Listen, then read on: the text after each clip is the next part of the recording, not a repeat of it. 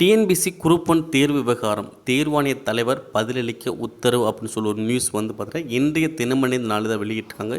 இதில் என்ன சொல்ல வராங்க பார்த்தீங்கன்னா, டிஎன்பிசி குரூப் ஒன் தேர்வு வந்து இப்போ நடந்துச்சுங்களா.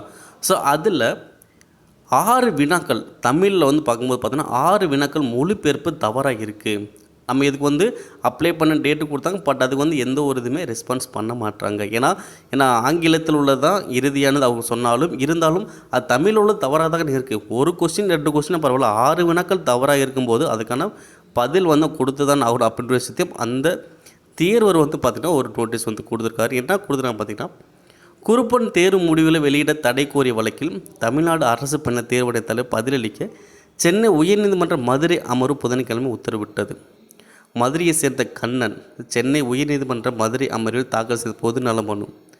தமிழகத்தில் 28/3/2024 அன்று குரூப் ஒன் தேர்வு தேதி அறிவிப்பை தமிழ்நாடு அரசு பள்ளி தேர்வு வாரியம் வெளியிட்டது. முதல் தேர்வு கடந்த ஜூலை 13 நடைபெற்றது. இதற்கான தற்காலிக விடை குறிப்பு ஜூலை 23 வெளியிடப்பட்டது. இதில் ஏதேனும் ஆட்சேபம் இருப்பின் 7 நாட்கள் தெரிவிக்கலாம் என அறிவிக்கப்பட்டது. ஆனால் மொழிபெயர்ப்பு வினாக்கள் உள்ள தவறுகளை குறிப்பிட வாய்ப்பு அளிக்கப்படவில்லை.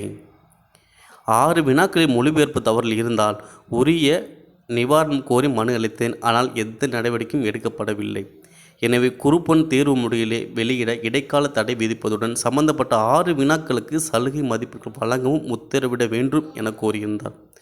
இந்த வழக்கை புதன்கிழமை விசாரித்த உயர்நீதிமன்ற நீதிபதிகள் R Subramanian, L Victoria Gowri அமர்வு பிறப்பித்த உத்தரவு, தமிழ்நாடு அரசு பின்னர் தேர்வாணையம் பல்வேறு தேர்வுகளுக்கு இதுவரை இறுதி விடை குறிப்புகள் வெளியிடவில்லை.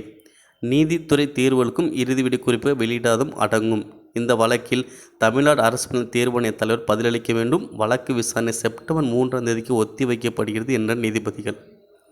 ஸோ இப்போ டிஎன்பிஎஸ் ஒரு அப்டேட் வந்து பார்த்தீங்கன்னா, ஸோ ஃபைனல் ஆன்சருக்கு வந்து பார்த்தீங்கன்னா கிட்டத்தட்ட 2023 ஒரு 11 தேர்வுகளுக்கு வந்து பார்த்தீங்கன்னா 10 தேர்வு கூட நாங்கள் வந்து என்ன பண்ணிட்டோம், ஃபைனல் ஆன்சருக்கு ரிலீஸ் பண்ணிட்டோம். அதே பார்த்தீங்கன்னா ஒரே ஒரு தேர்வு வந்து ரிலீஸ் பண்ணல. அதேமாதிரி இந்த 2024 இனிமேல் தான் உங்களுக்கு ஃபைனல் ஆன்சருக்கு அப்டேட் பண்ணணும் அப்படின்னு சொல்லி உங்களுக்கு கொடுத்துருப்பாங்க. இது வந்து இப்போ வந்து ஒரு அப்டேட், ஓகேவா. சரி, 2023 11 10 ரிலீஸ் பண்ணுறது, அதாவது கிட்ட 91% நாங்கள் என்ன பண்ணுறோம், கம்ப்ளீட் பண்ணிட்டோம் அப்படின்னு சொல்லி கொடுக்குறாங்க. ஸோ வெயிட் பண்ணி பார்ப்போம் இது குறித்து அவங்க என்ன முடிவு எடுக்கிறாங்க. ஸோ தேர்வாணைய தலைவர் என்ன பதிலளிக்கிறான்னு சொல்லி வெயிட் பண்ணி பார்ப்போம். மேலும் இது போன்ற அப்டேட்ஸுக்கு தொடர்ந்து பெற நம்மளுடைய சேனல் சப்ஸ்கிரைப் பண்ணுங்கள், ஷேர் பண்ணுங்கள். நன்றி.